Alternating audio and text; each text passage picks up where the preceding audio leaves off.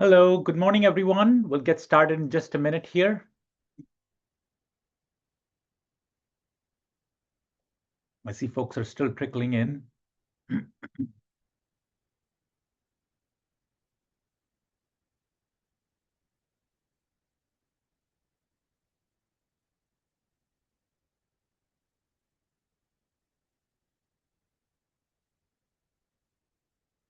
Yes, as was mentioned in the chat, we would love to know your name and agency in the chat. If you're able to do that, please. That's great. Thank you so much.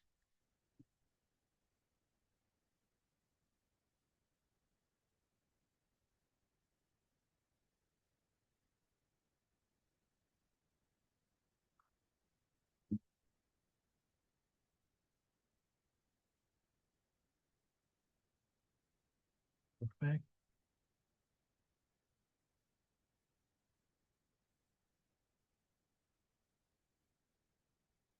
That's great. So I see folks are already putting in some information about their agencies and themselves in the chat. So thank you so much for sharing that. Uh, Good morning, everyone. I'm Anurag Pandey. I'm the director for the Safety Navigator for California Communities. Deborah, we can actually hit record now. Uh, so welcome to our webinar on quick build traffic safety improvements. Uh, and it's a pleasure for me as the Director of Safety Navigator for California Communities to welcome you to this webinar. And I will introduce our guest speakers in a minute. But before I do that, uh, let's get started with a little poll here. So there will be a poll appearing momentarily from our coordinator for our program, Deborah Hood. She said just sent out a code for you that talks about like which categorization best describes your organization. So if you could quickly answer that poll, I'll give you all a minute to do so.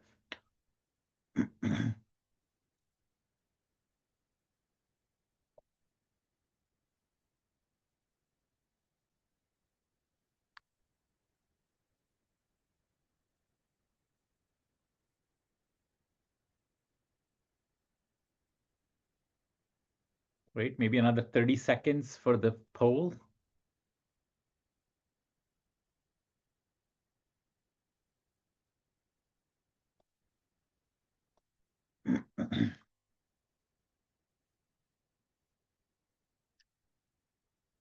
And I'm grateful to see almost 100 participants in the webinar. So this is great participation.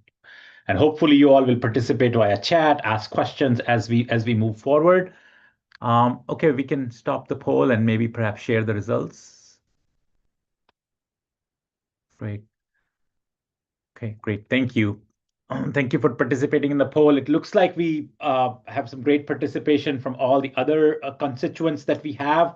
We would love to see more, tribal agency folks get involved in this. So if you have contacts at the tribal agencies, hope you let them know about our program, and hopefully they can also participate and perhaps oh, we can have some mutual learning along the way with our tribal partners as well. Okay, so here's the quick agenda for today. We have some updates from Safety Navigator for California Communities from our center, which I direct. And we are still a pretty new center, so there are a few things I'm going to emphasize. And then we'll have our panelist presentations. We have presentations from Tony Garcia, who's principal at Street Plans and an expert in technical urbanism and quick build street design, helping cities and smaller communities implement safer streets faster. We'll have Rachel Ohm, who is a senior regional planner with the Southern California Association of Governments, SCAG, where she works on active transportation safety and quick build initiatives that support safer and multimodal streets across the SCAG region. And last but not the least, certainly, we have Sherry Bozique. She is the Director of Planning, Development, and Transportation for the Pueblo of Jemez in New Mexico, where she leads innovative transportation projects focused on improving safety and accessibility in tribal communities. And then after each presentation, maybe we'll have a few minutes, maybe 3 to 5 minutes for quick questions, and then we'll hold off on major questions after the end of all three presentations. And then we'll have some wrap up and next steps towards the end of the webinar. So first up, I have a quick, update for you guys on Safety Navigator for California communities. We are a Caltrans funded initiative to help California's local agencies, tribes, and transportation partners successfully pursue federal transportation discretionary grants. So this is a statewide program. It provides no-cost training tailored to federal discretionary grants, such as the Build grant that was just underway and closed a few weeks ago, and then the SS4A, which is anticipated to be released in March. So these are late March. These are just two examples of types of grants where we support. But there could be RCI grants, for example, RC grant, Reconnecting Communities grants, for example. We support folks with that. And then beyond the grant support, while the Notice of Funding Opportunity is live, we provide year-round technical assistance via webinars and one-on-one meetings. You can schedule support from us on our website. We emphasize practical guidance, prioritizing support for rural, tribal, and underserved communities.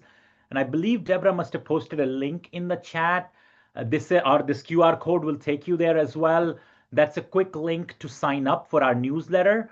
We only do monthly newsletters, so once a month we provide some, what are our upcoming programs, where you can connect with us, and also some resources, federal resources from United States Department of Transportation that we want to highlight.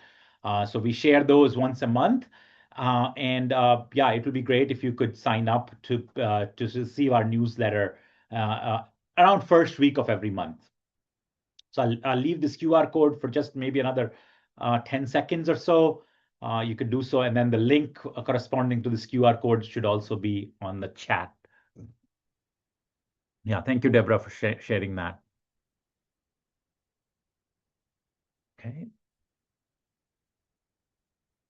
Next up, we have a brand new LinkedIn page. So this QR code will connect you to our LinkedIn page, where obviously we're going to share the same newsletter, but we would love to see to get some of your support in connecting with some of the tribal community members who may be engaged in addressing transportation challenges in tribal communities. So we would love to have you help us connect with some folks. So this is the QR code that will take you to our LinkedIn page where you can connect with us.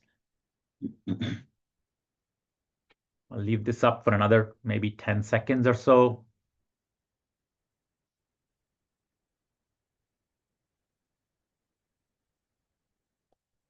Okay, next up, some upcoming opportunities. So that I want to highlight via this webinar while I have everybody's attention.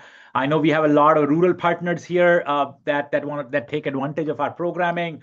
So I just wanted to make sure that you are aware of the fact that until about end of April, the third week of April, we have the comment period for DOT's United States Department of Transportation, US DOT's Rural Opportunities to Use Transportation for Economic Success, the Routes Initiative.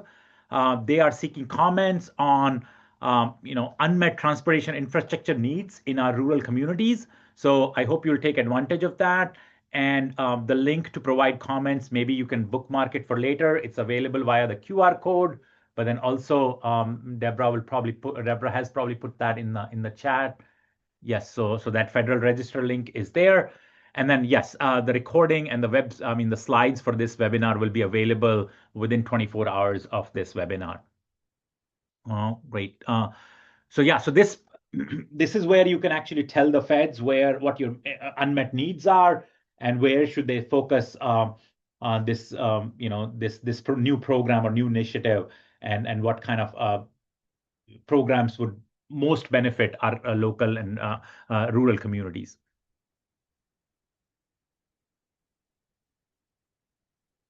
Okay.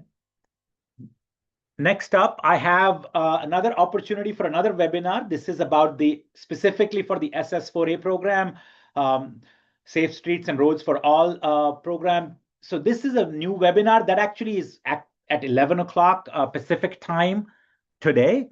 So this is a little bit time sensitive. We were fortunate that we were able to figure that we were able to learn about this program. And this is a program from Local Infrastructure Hub, which is, you can think of that Local Infrastructure Hub as sort of the national version of our California specific program. And this has been around for a while, but Local Infrastructure Hub is a national program They're designed to connect cities and towns with resources and expert advice they need to access federal infrastructure funding. So there's some great resources there, but they're also offering this webinar for which you can register if you go to the QR code and link and sign up. And the link should also be there in the chat. And please sign up. I'll give you another maybe 30 seconds or so to for a quick sign up about this. And this webinar starts right as our webinar ends. So I don't know if your schedule permits, but anyway, signing up would be great because then they can share resources with you as well. And I'll monitor the chat for just a second here.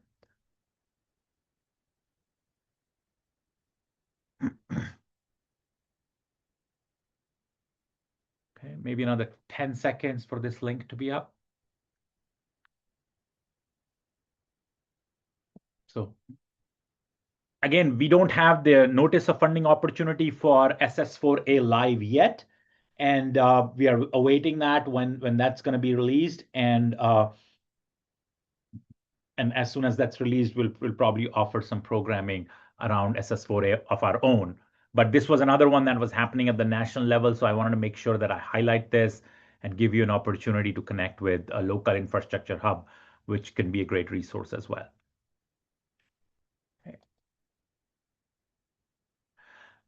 Okay, lastly, I have a participant journal for you to download. So this URL will take you to the participant journal for today's webinar. And that webinar, that resource, that participant journal has some space for you to take notes, some reflect on the content that's being presented, and maybe some action items for future. Maybe there may be some follow-up questions that you can note down there. So this is really a resource for you to make sure, for us to make sure that you have access to the content that you're getting from today's webinar that you can reflect on later. So I'll give you another maybe 30 seconds to download this participant journal. And once you've done that, and then the link should also be in the chat. So feel free to download from there as well. So this link, yep, this link is in the chat there. So please go ahead and download it.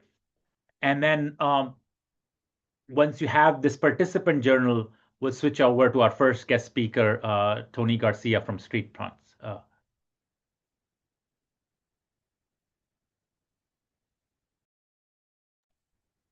Take it away, Tony. You can also share your screen as well. And I think you should be able to share while I'm sharing as well. But if you have any trouble, just let me know. And Okay. All right. Here we go. Perhaps I need to stop sharing. All righty. Can you see my screen? Yes, thank you. Cool. Well, thank you, Anurag and everyone for having me here. Grateful and excited to share uh, quick build sort of tips and tricks and a little bit of a baseline education on what this methodology is and how it's best used. Um, I am co-founder and principal of an engineering practice called Street Plans. We do planning engineering and actually going out and building the infrastructure that we plan. We do bicycle pedestrian plans, and then the engineering for those plans. We're on call with cities all around the country, including all around the state of California. And then we go out and we help build the work. Sometimes that means we go out and build it ourselves, me personally. I'm going to show you projects that I've gone out and built with my own two hands, and then also with volunteers or just directing contractors to do the work. Most of the time in our work, we're proposing visionary and sometimes politically sensitive designs that take away travel lanes, take away parking, add um, bicycle pedestrian facilities or transit facilities, and um, we are, as I'm sure all of you are, often left with a question of how we implement this work. How do we get this off of the paper, off of our master plan documents, and actually into the world? Because that's really what we're trying to accomplish and what we're trying to do. In service of that, earlier on in our careers, we developed a methodology called tactical urbanism. It's really something that has been going on for many, many decades. if not centuries, and we just gave it a name. Sorry. Um, and it's really about using short-term materials to get at a long-term change. Uh,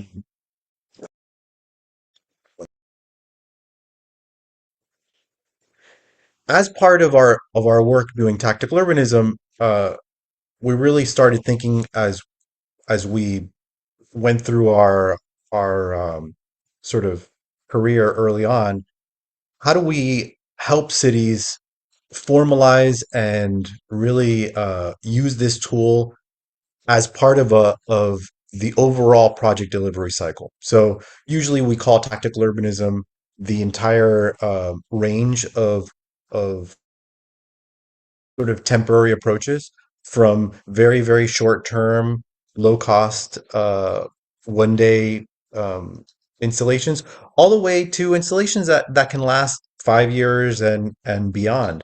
Um, when we're talking about quick build projects, though, the sort of phasing is really about projects that can be a year to 5 years. So really, we're talking about infrastructure that can be in the ground that doesn't get removed after a day, um, and that can actually help test out permanent infrastructure. And the idea here is you're spending very low amounts of money in comparison to, more conventional and expensive infrastructure, and you're not investing a lot of political capital or staff time, although these projects do take a lot of effort. Um, and really, what you're trying to get out of this work is using the project as a study, rather than do a multi-year study to try to justify a design. Use the project itself, go out and execute something as a way of learning what works and doesn't work. I'm going to show you a couple of different examples of that. We've documented this really all over the world at this point. You can get a lot of our resources online at tacticalurbanisamguide.com/guides. We have resources there about materials, about how this applies to transit, about how you can implement asphalt art, um, how you deal with public spaces, and there's a whole range of other guidance that we've developed that are used by other firms and other cities to develop their own guidance. So we're uh, really have been for a long time, and we're just urban planning nerds and transportation engineering nerds who really love this work. Um, And the fact is that we see this applied at all different scales. We've worked with small towns and rural communities, small cities, suburbs, um, and major, large cities all around the country. And we also see frequently MPOs and larger regional planning organizations also get in on this action. And over the past 10 or 15 years, you've seen organizations like SCAG, that Rachel's going to share with you her experience with SCAG, um, really fund this work at a regional level. So why do we use Quick Build? Why is this methodology important and meaningful in our work and in all of your work, as well as folks who are involved in city planning and transportation planning? It really allows us to test out uh, projects and ideas that are in a master plan before you actually go out and spend serious dollars on those projects. Perhaps the most important and meaningful thing for me, after having done this for a long time, since before I had any gray hair on my beard, is that we get to expedite the delivery of public benefits. We've been doing this enough time, and I'm sure many of you have also, that we see plans sit on a shelf and really great projects take years and years and years to get built. And it really doesn't have to work that way. We can get things out in the world while we're working out the kinks and actually learning whether things are working or not, rather than just building something, taking 5 years to design something, building it, and then realizing that it kind of falls flat or doesn't address the need that we need. Um, a really important part of quick build and something that differentiates it from just guerrilla urbanism, I'm sure you've seen For those of you in LA, you've seen the Gorilla Crosswalk folks. I think all of that is great, and all of my municipal people on the call, just cover your ears. I really think it's fine that they're doing that. But the reason that this work is so meaningful and important is because our planning organizations and cities spend so much money on master planning, and a lot of thought goes into those documents. I work on those. I'm sure a lot of you do too. And this work, the quick build work, allows us to actually use those documents in a meaningful way so that there's a feedback mechanism where we're learning from the stuff that we're planning in more real time. And finally, this is a real public engagement tool. There is nothing like having people come out and help build the infrastructure that they plan. It is a more proactive and meaningful way of getting people involved and engaged rather than the reactive public engagement that we're so used to. Think about the ways that as a society and as a people that we are encouraged to engage with civic life. We go to vote, we can go to council or to commission to oftentimes be angry about something. Very rarely do people go to city council to say that they love something, right? Um, so we have so few ways of engaging with civic life. This is a really successful and positive way of getting people engaged. And it's not about it goes so much further than having people come to a public meeting on a Wednesday in a school cafeteria. I mean, that type of engagement has its place in our, planning process, but we can't be surprised that people don't engage that in a meaningful way because it's just honestly it's boring and oftentimes it's not meant to actually affect change in the outcome of that project. Whereas when we involve people in the creation of this infrastructure, we can actually see change. We can see if something's working or not. And then if something's not working, we can actually make a change. And I'm going to show you some examples of that in a second. So, how have people used quick build or tactical urbanism over the past, several decades? We see it as a community engagement tool. During the planning process, we see it as a way of implementing projects after a planning process. We see it as a first step on the road to capital improvements, to long-term capital development. So many times I talk to cities and they tell me, well, we don't want to do a project at that site because we've got a capital improvement coming in 5 or 10 years. That's perfect. That's actually the best case scenarios where you're going to do a tactical or a quick build project at a site where you have some capital planning, some capital funding already programmed so that you can actually learn from what you're doing. Um, And there's all these other range of approaches and applications. Crisis, we saw it during COVID. Um, the use of tactical urbanism worldwide, and then there's also regional and citywide programs. So I'm going to show you two examples here. Um, One is down in South Florida here, and it's a lane reduction project about a quarter of a mile. This is a project that was funded and sponsored by the Broward County MPO. They did a regional contest countywide. There are, 50 municipalities around Broward County, and we did a contest, solicited, locations for potential projects, and Fort Lauderdale applied for one of their projects. Our work, and this is common across quick build projects, you really want to get the project done in 6 months, between 6 months and a year. Any longer than that is not a quick build project anymore, really. The 5 to 8 months, that's a sweet spot between notice to proceed when you get your consultant or when you start the work and when the paint is on the pavement and drying. That's a good average, 8 months. And that goes permitting, implementation planning, procurement of materials, and execution. And we like to start with a 30,000 or set a $30,000 budget, but depending on the type of quick build project, if you're in, let me go back real quick. If you're in a more advanced type of quick build project, what is called interim design, where you really want that to last, 5 years potentially or more, um, it's totally reasonable to spend, 150 or $200,000 on materials, depending on the type of project. That would be for a corridor scale project. For an intersection, you're spending, 30 to 50, maybe $75,000 on materials. And that's really nice materials, nice planters. Um, and honestly, when we say 5 years here, you go to places like New York City or even LA, I mean, all around the country, there are quick build projects that went in 2008, at the end of the 2010s or the early 2000s, that are still there. And they're aging and they're not meant to be in the ground for that, but it just shows you the need for this work. But the materials will last more than 5 years. They don't just like automatically disappear.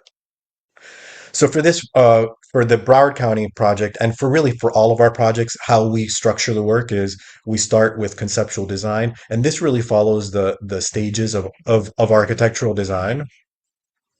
We start with conceptual design, that is vetting projects, site selection, creating an outreach plan, and doing conceptual design. Then we go into design development, that is um, choosing materials, uh, doing outreach, and then we go into build prep. I'm sorry, give me 1 second. I need to read.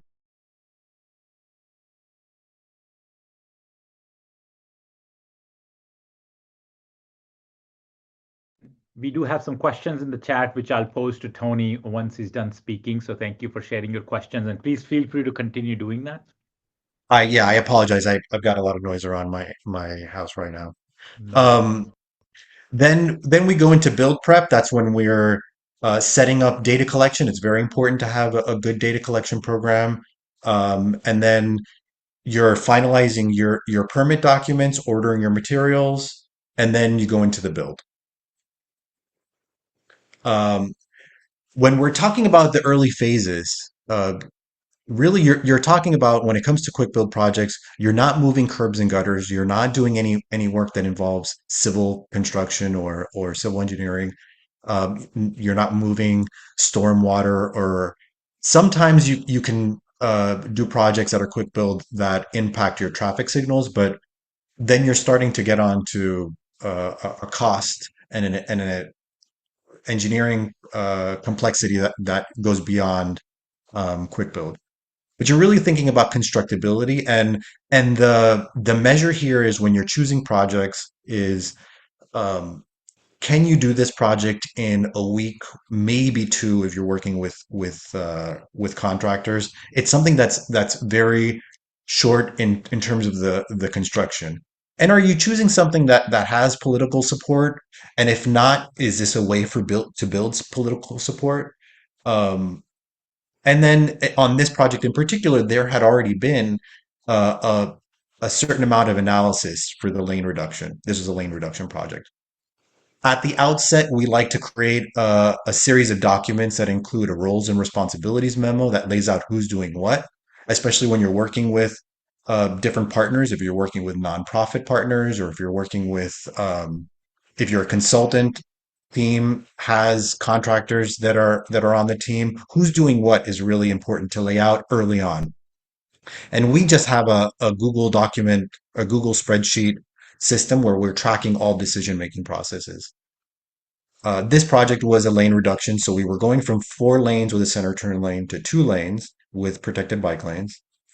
Um, and really, another key thing to note here is that you are not going to have a permit pathway for this. You're going to have to create something really whole cloth, and just the name of the game is documenting your design decisions, where you're deviating from standards for whatever reason, where if you're using materials that are not approved materials, just have some sort of a reasoning and a rationale and a documentation package that really lays it all out. For this project, we also did an asphalt art program, which was unfortunately recently all removed because of our, political climate here in Florida. I'm based out of Florida. This is the art that was chosen. as part of these projects, we always try to make what is an easy, what looks easy, um, has all this sort of documentation and backup. So we really try to make it look easy, even though we're putting a lot of planning and engineering into it. So we create a build plan that has our engineering set, our drawings, construction sequencing, our traffic control plan, our volunteer plan if we're working with volunteers, and a project cleanup plan. And what we usually do is, we've done this already for 20 years, is that document, we have it printed, bound, and we have a bunch of copies on site for everybody to actually be able to use. So on a project like this, if it were a 3 block long project, we would have stations at every block with all of our materials, with our plans, and somebody from our team, from the street plans team, would captain every location. And then we would direct the work, whether we're working with contractors or city staff or volunteers. Volunteer management, we this is another key part of this. Really, when you're talking about working with volunteers in quick build projects, you want to give volunteers tasks that are easy, obviously, that are technically not challenging, things like planting or painting solid colors of things. Um, and you really don't need a lot of volunteers. The fewer the better, actually, because it's just a complication to try to manage so many folks. We like to keep it to like 20 max. And here's just what that looked like on the build days. For some of the art, we use stencils. There's a whole other sort of training that we can do for asphalt art. And part of it is evaluation planning. So thinking through what are we measuring and how do we measure success? For this corridor, we had a huge increase in bicycle pedestrian activity. We also worked with a local engineering company that has a proprietary sort of data collection software, and uh, it really the project clarified both travel movements, but also we were able to see that speeds, basically the 85th percentile speeds, came down substantially to the point where people weren't speeding anymore. And we really encourage folks and cities to use these projects as a way of vetting designs and talking to folks who otherwise don't get out into the world. I mean, I'm going to pick on the fire department here because they're a frequent um, partner in these projects. Uh, we're often told you can't do that because our vehicles can't pass, or whatever it is. And by doing these projects, you can really test what the actual radius should be of some of the curb radii or what lane width should be. Talk to people who are actually using the infrastructure to see whether our designs as engineers or their standards need to be changed. And what we found was a huge reduction, as I said, in overall reduction in speeding. We added multiple points of friction along the corridor that really tightened up the lane widths. We went down to 10-foot lane widths, which is basically an industry standard at this point. But we also added points of friction at the intersections so that where people were crossing, there were these painted median islands, curb extensions, and planters that really forced people to go very slow as they went through the intersections. So here's just one of those intersections. You can see the other three down the street. This is a suburban context. It's not dissimilar from perhaps many of your communities or any location around the country. The condition here is actually a long curb cut. It's a lot of angled in parking.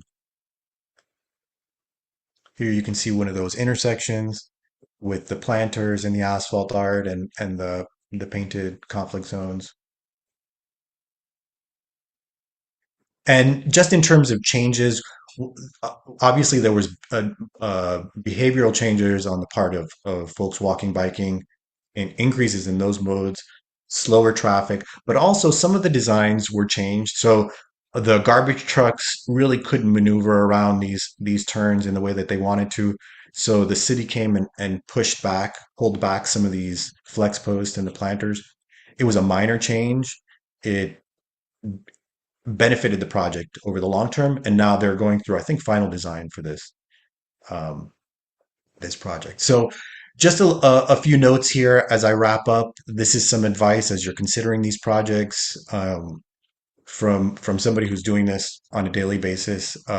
Be practical when you're doing these projects. Don't try to go too crazy. Um, really think about what you all can accomplish with a good solid group of people over the course of a week. Look at your master plans for good project ideas. Again, you're not changing curb lines.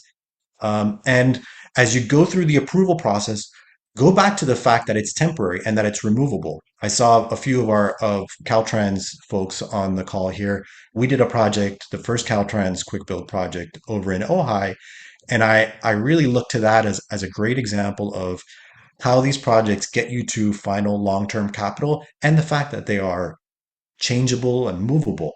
So that on that project, that was a lane reduction project. We were testing out a material that wasn't on the state approved materials list. We got a design exception for it. Throughout the project, there were a couple of accidents that happened. I think there was a motorcyclist that hit one of these devices, and the city and Caltrans basically worked together to remove them to add flex posts. But it's the fact that they were removable, I think, meant all the difference in being able to do that project. And they went out and they constructed the street finally and learned from that. That was a SCAG funded project actually that we worked on several years ago.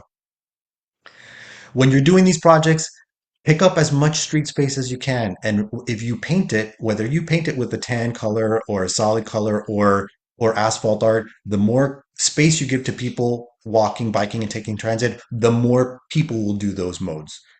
So use paint to retire space here. Use paint to retire your asphalt. That's the message. Um, as I said earlier, you don't have a permit pathway. Nobody on this call is going to have a real permit process for this. Adapt the one that you've got. Um, you're going to be able to work with folks like SCAG or your local MPO to find some funding streams. Some of your SS4A dollars. We've seen a lot of SS4A projects use quick build and demonstration project dollars to get these projects in the ground. And what we like to do often when we're working in uncertain terrain or with partners that aren't unfamiliar with this process, lay out an MOU that describes who's doing what. How are these projects going to be removed or materials be changed or designs changed if you need to do that? This photo I'm showing here is that Ojai example, the SCAG project we did on the Caltrans Road.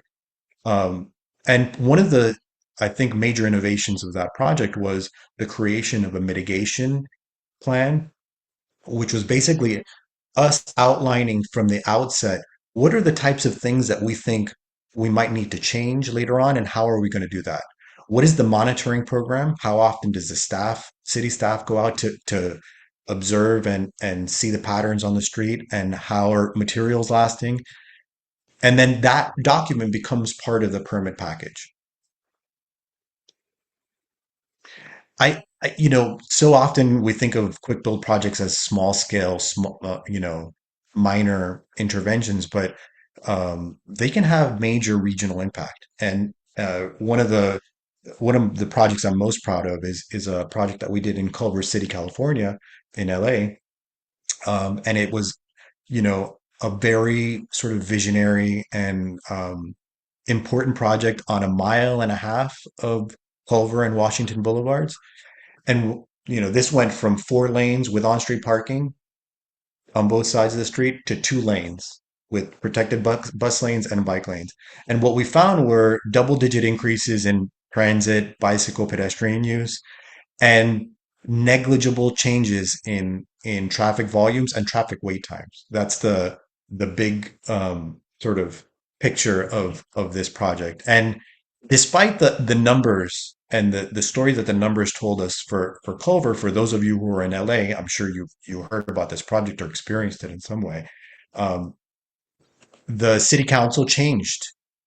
These projects are political. How we use our streets is a completely political um, It's as political as it is technical.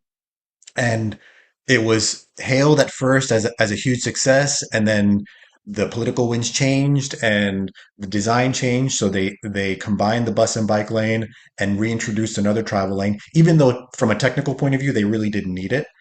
Um, and then, the county approved a new funding measure to continued this work. So, it's always like that saying, one step forward, two step back. You're going to make advances. And in California in particular, I would do this work all over the country. California is miles ahead of the rest of the country. And even in a very progressive place like LA or Culver City, you're gonna face some setbacks. But the funny part of this project is that if we had started being with a conservative design, we would have had no place to retreat to, and the city would have had no place to retreat to. They would have removed the whole project entirely. So the fact that we were so aggressive up front, I think gave city leaders a place to come back to retreat to, that was still progressive and addressed the need. So that the bus and bike lanes are still there, they're just combined. And then finally, almost finally, I have another thought after this is think about forward compatibility when you're doing these projects. It's great if there is long-term capital planned and programmed already. That's the best case scenario where you're actually going to test something that you're going to fund. But think about how you're actually testing something that even is in a master plan. So always consider your forward compatibility with your materials. How are you going to change things? And then finally, I'm teeing this up for Rachel and her SCAG work. Your MPOs play a central role in this, either with staff support, with actual dollars, and we see this really all around the country. We have done at this point 10 SCAG projects. We're also on call with the San Francisco MTC and have worked for almost a decade there. And we work with MPOs a lot. They're a great part of the sort of transportation planning, engineering, and implementation nexus. So happy to be here and answer any. Yes, thank you, Tony. Really appreciate it. I've got some great questions lined up here. So what I'll do is I'll just kind of ask a few questions that were asked that I think are Okay. quick answers while by the time Rachel is loading up Okay. on Okay. deck, and then and then we'll leave some of these questions. I think some of them relate to funding and so forth that we can have once everybody has done their panelist presentation. So quickly, what is the name of the road in Ojai that you worked on? Do you remember Oh, off? Maricopa Highway. Maricopa Highway. Thank you. Yeah. And then there was a question about how are the planters watered, and in Florida, I guess in Florida that's not a problem because you got a lot of rain. I guess that will be a concern in California. How do you water the? Maybe you. Well, a lot of those planters have a reservoir. They're self-watering. So Got it. they need to be watered once a month, and then the reservoir fills up. But you can also use drought tolerant plants. In Ojai, we use drought tolerant plants, and the amount of watering is minimal. Okay, and then some recommendations on the use of material depending upon the pavement type, asphalt versus concrete. Uh, Well, we like to use a product called Street Bond. That's a very durable product, and um, and I'm actually noticing a question here about artwork not meeting MUTCD standards. In fact, MUTCD, the latest version, expressly allows for artwork since it really is not the purview of MUTCD, as long as the artwork does not interfere with the traffic control components, as long as it's not retroreflective mhm. and does not obstruct any of the white striping. And if you go to Bloomberg, Google Bloomberg's asphalt art um, website, we wrote an entire like section of FAQ related to best practices and interpretation of MUTCD to give you clarity on how that all works. Perfect. I'll share the link. I'll try to find the link, and then while Rachel's speaking, and then we'll Okay, go from there. great. Take it away, Rachel. And I know there are some questions that still need to be answered, but we'll wait for all the panelists because I'm sure the other panelists will have some valuable perspective to add on those questions. So,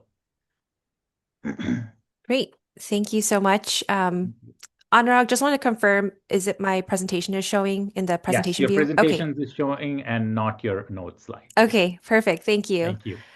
So yes, Tony did a fantastic job of, providing sort of the background and a foundation and then teeing up to kind of zoom out to the role of a regional agency in implementing quick build projects, although a regional agency typically is more on the planning side of things. And so I know we have folks from all over, and I know some of you may be familiar with the SCAG region, but want to ensure that folks are familiar with the context that I'm working in. So we cover most of Southern California, with the exception of San Diego County. So we have our 6 counties shown on slide here.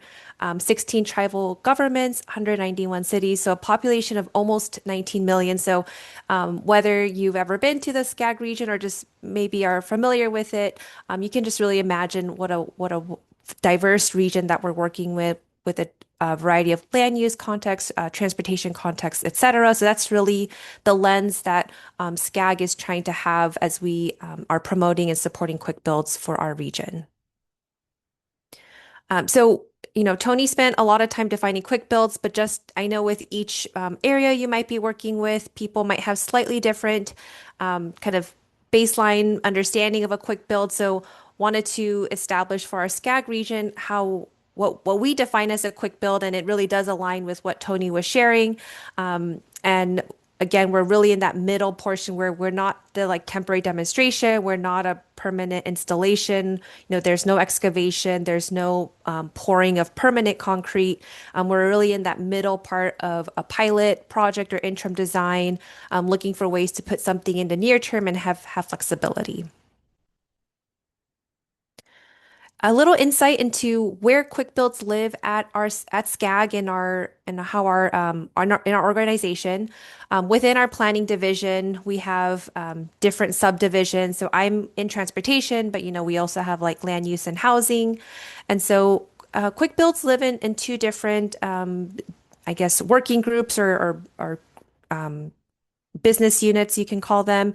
One is in what we call the Mobility Planning and Goods Movement Department.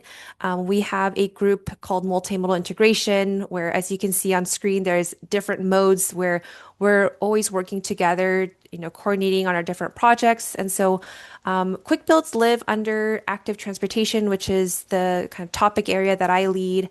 And I really focus primarily more on the funding side of things and also regional coordination on quick builds.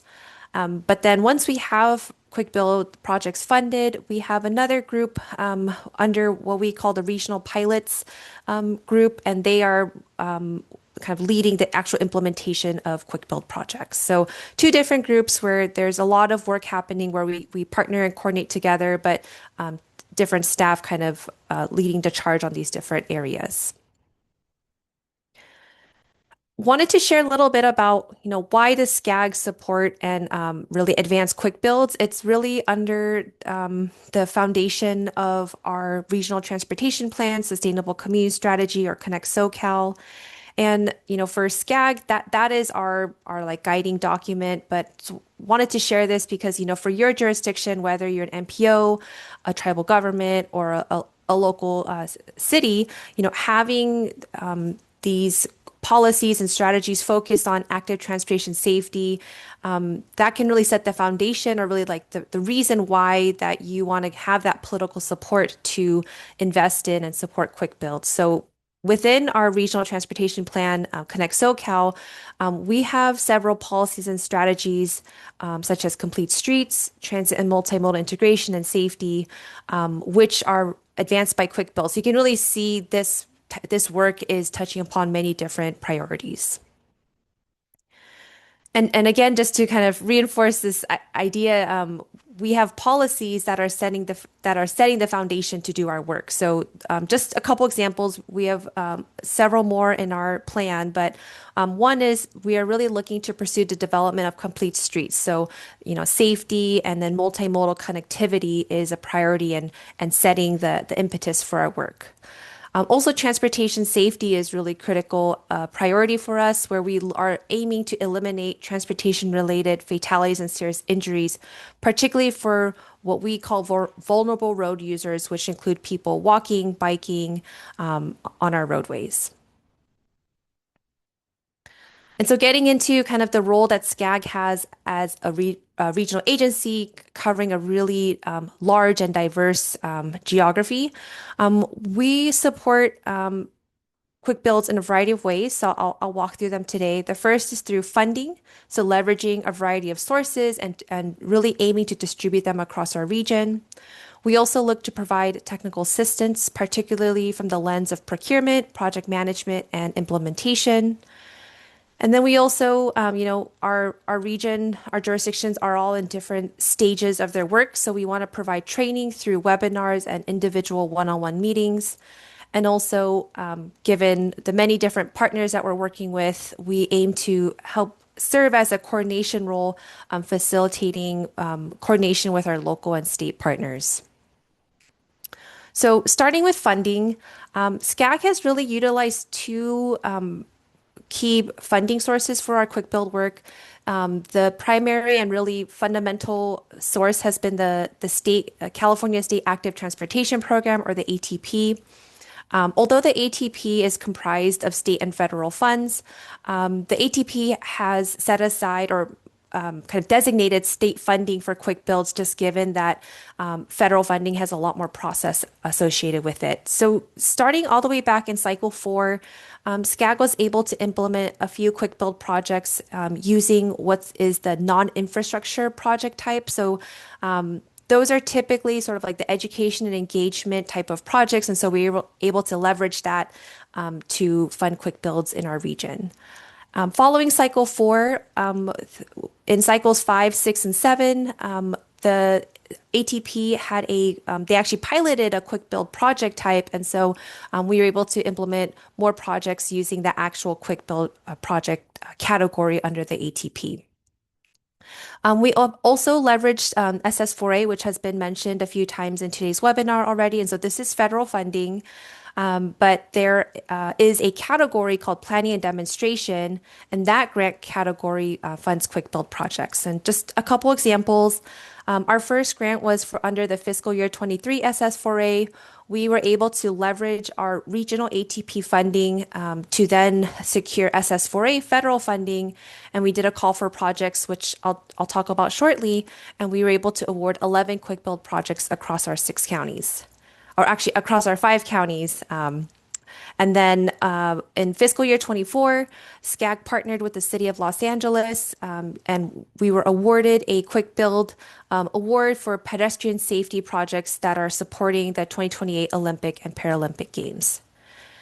And then while SCAG does not have jurisdiction or right of way of roadways, we've partnered with cities where they were able to leverage their resurfacing, repaving, or other construction projects to implement quick build elements.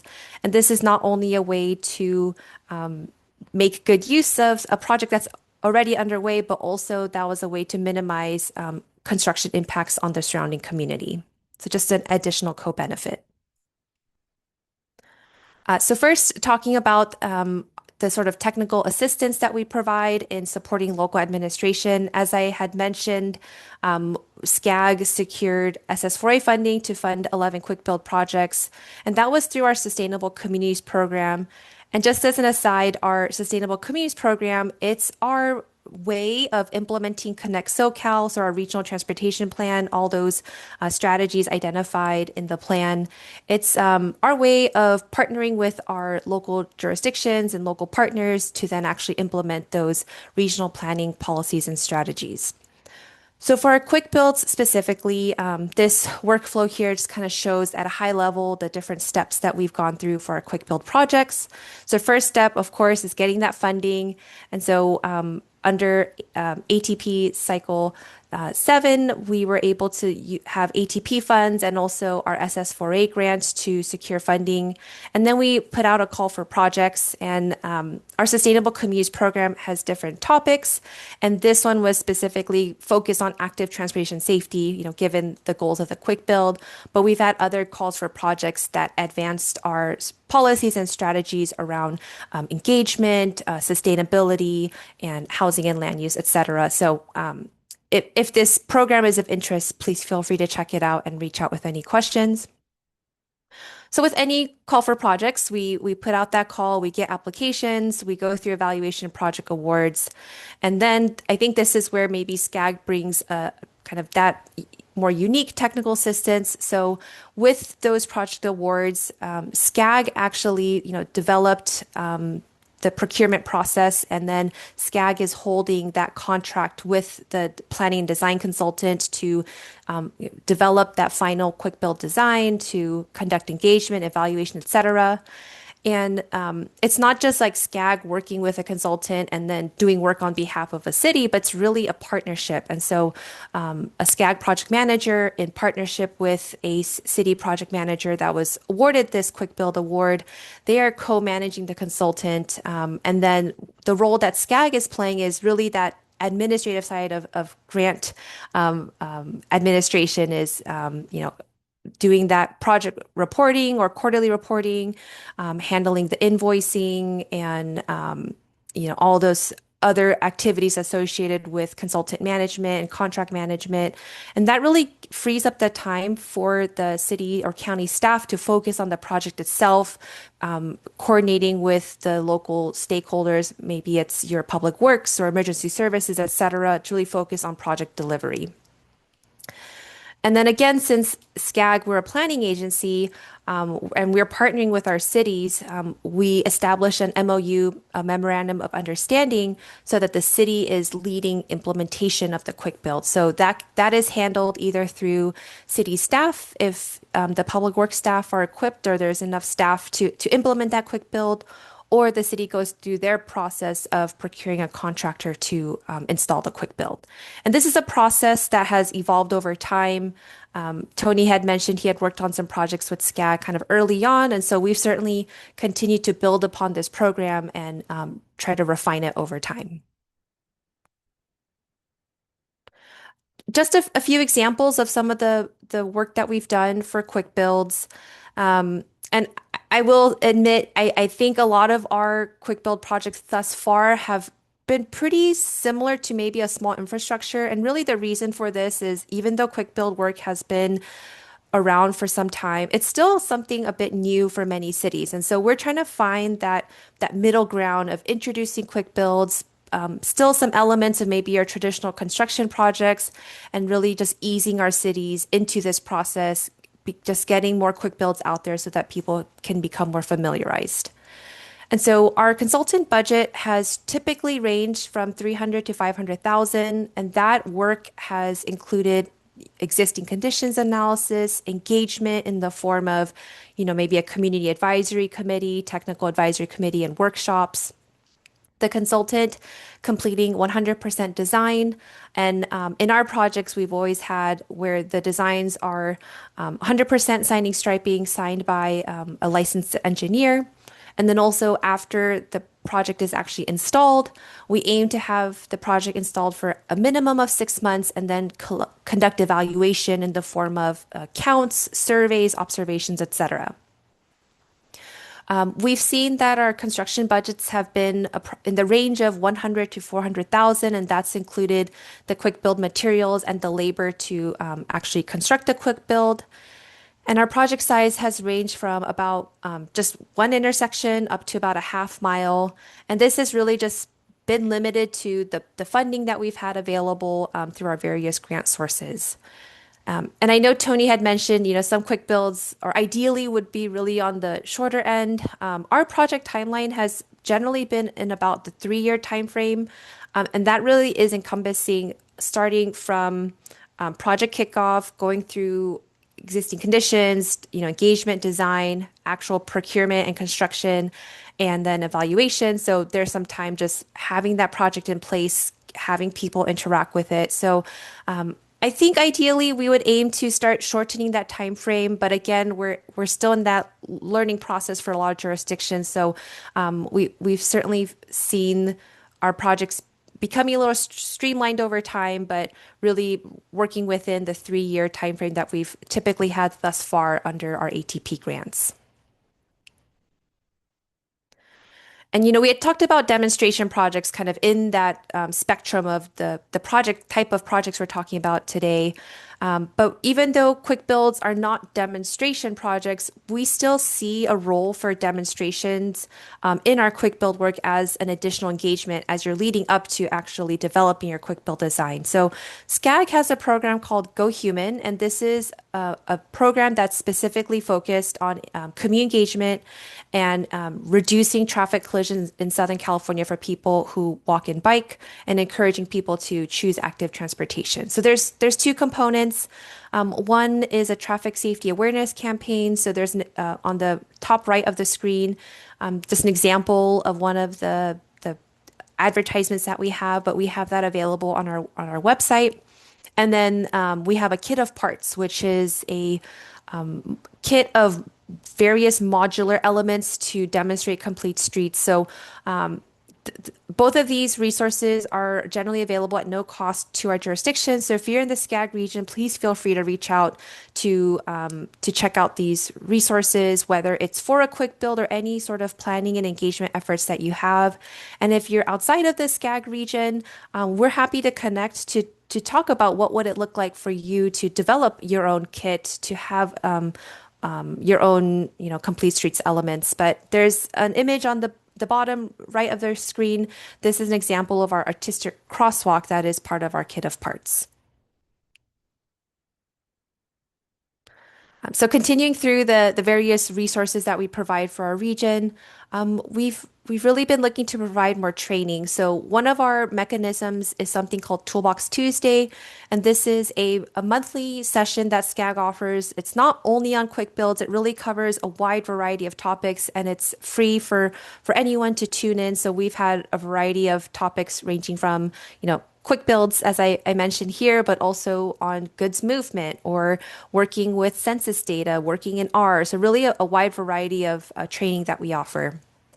But we specifically had a session on quick builds as part of our call for projects to help our local jurisdictions understand what is a quick build so that they could think about what projects might be applicable in their jurisdiction, and also get a sense of what the workflow would look like in partnering with SCAG to implement a quick build.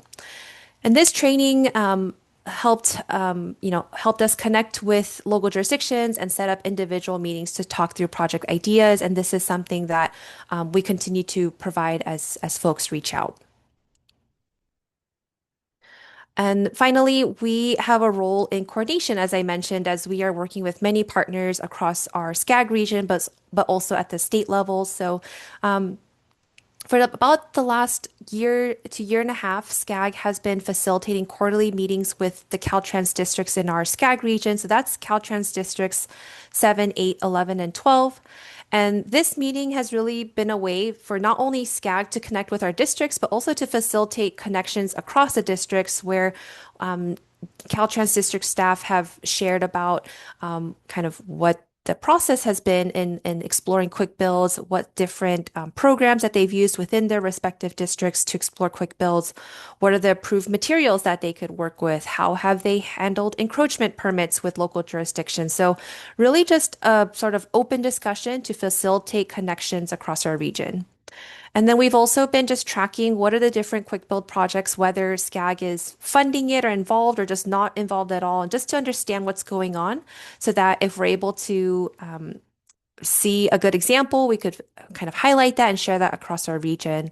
And so, with developing partnerships, Tony and I have the same image here of Maricopa Highway in Ojai, where we had one of our early quick build projects. And that's certainly a really interesting project. If you have the opportunity to kind of explore on the Ojai webpage, they've had a variety of projects that have really built upon this quick build. So wanted to share a few images of quick builds that we've done in the SCAG region. Starting with the protected bike lane, we've had quick builds that had separation, whether it's through planters, like the image I shared in Ojai, using parking, like City of Long Beach here, they leveraged a resurfing project to have parking protected bike facilities. We've also seen cities use K-rail to protect that barrier or plastic posts. So image on the left for Glendale, you'll see some of those plastic posts separating the bikeway. We've also implemented a quick build neighborhood traffic circle in the city of El Monte. So the image on right, you'll see there's rubber curbs, plastic posts, signage, and some paint. A couple more examples. Quick builds are a great way to enhance pedestrian infrastructure. So again, another different image from the city of Glendale's quick build. This is an artistic curb extension using paint and posts. And then in City of LA, there have been a few quick build projects really focused on safe routes to school. So one of our recent projects in LA, this is essentially a quick build project that helped create a valet zone for in front of a school to help facilitate streamlined pickup drop off, but also with that more streamlined pickup drop off, that's improving safety for students who are walking around the area as well. And then finally, traffic calming. We have a project in Santa Monica that was freshly finished early this year. The city held a little celebration event about a week or two ago, and they had different traffic calming elements, having painted curb extensions, and then don't have a photo here, but they use plastic posts to do some center line hardening, and also the photo on the bottom right using paint and posts to have a median extension to limit some turning movements. And I'll just add on to what Tony shared, just a couple lessons learned, more maybe from the regional perspective in our work of supporting implementation, but also just coordinating with various jurisdictions. Really critical in the role when we're supporting that technical assistance, we've found that having someone with the technical expertise, so your traffic engineer, your public works staff, and then sign off and buy-in from the local jurisdictions are really critical when a regional agency is helping support implementation, since the regional support is more planning oriented, but we really need that partnership to get that quick build in the ground. We've also seen agencies that are able to leverage their planned or upcoming projects to expand maybe funding that's specifically for quick build. So we've seen that for City of Long Beach, and then our recent project with City of Santa Monica. We had an award specifically for quick build, and the city is able to leverage that and expand the project and pair it with a resurfacing project to kind of put that fresh slate for a quick build project and really see the impact of that work. And then lastly, we have found that, we've done a lot of outreach, a lot of engagement, but it's just having that ongoing stream of information and coordination is really critical to keep familiarizing our local jurisdictions with quick build processes. It's not a new project, it's not really new materials, but it could be new for some jurisdictions, and it's intended to be more flexible than a typical infrastructure project. So just continuing to promote this work and encouraging folks that this is an option to help advance complete streets and safety is something that we see as an ongoing need. So certainly webinars like today help contribute to that. And then wrapping up, as this is looking ahead, let's get some funding opportunities. So, if you're in California, ATP Cycle 8 is just around the corner. The call for projects is set to open this Friday, with the California Transportation Commission approving the state guidelines and the fund estimate, and applications will be due on June 22nd. As I mentioned in previous cycles, there was that quick build pilot project type. Just kind of based on lessons learned, the state has decided that in the statewide and small urban and rural components, which is kind of the first stage of the ATP, there will not be a quick build project type. However, kind of to achieve the goals of a quick build project, your jurisdiction may consider submitting a non-infrastructure project. So getting funding to do that education and outreach with sort of maybe a demonstration. If you're in an area in California where you have a regional ATP with your MPO, MPOs do have an option to fund quick builds through a supplemental call. And if any MPOs have questions or folks have questions, I'm happy to follow up after this.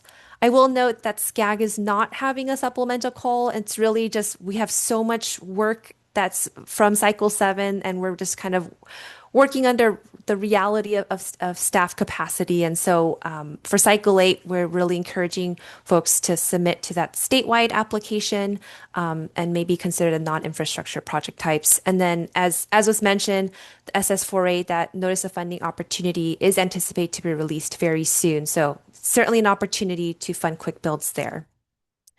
And I'll wrap up. I've got links here if folks want to check that out. And I know slides will be shared.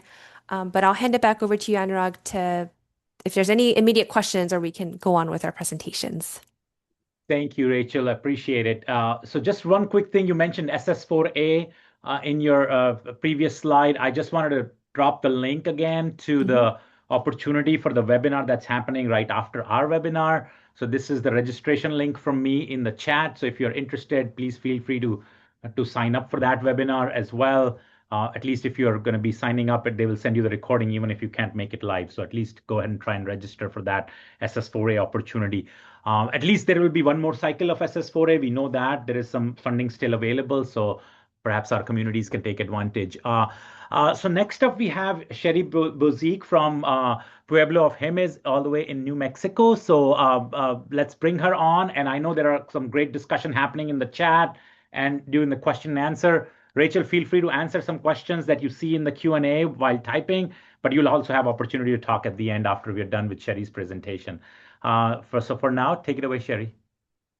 Thanks so much. Are you able to see my slide? Yes, I am. Great, great.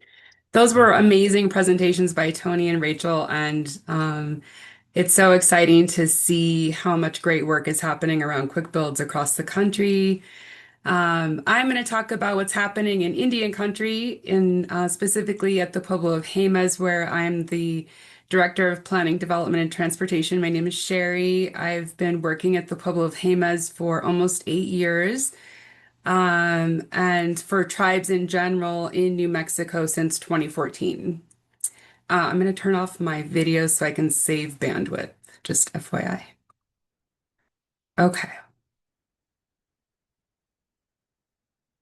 So just a little bit about the Pueblo of Jemez. The population is just under 4,000. We are located between Santa Fe and Albuquerque, closer to Albuquerque. And the Pueblo has 3 non-contiguous parcels of land with the bulk of the population, or all of the population rather, in the middle parcel here. I don't know if you guys are able to see my cursor. Can you see where I'm directing to or no? Right here. So my department, we are fully responsible for all of the transportation initiatives at the Pueblo. We are a staff of 8, including myself. I have a transportation operations manager and heavy equipment operators that conduct road maintenance and maintenance on other project initiatives such as our trails and our quick build projects. And we're responsible for approximately 250 road inventory miles. We are also responsible for parking lots, bridges, trails, and other transportation facilities. And we receive federal funding for our transportation department, the Tribal Transportation Program funds, or TTP funds, that are through the federal highway. And we receive between 900,000 and a little over $1 million per year.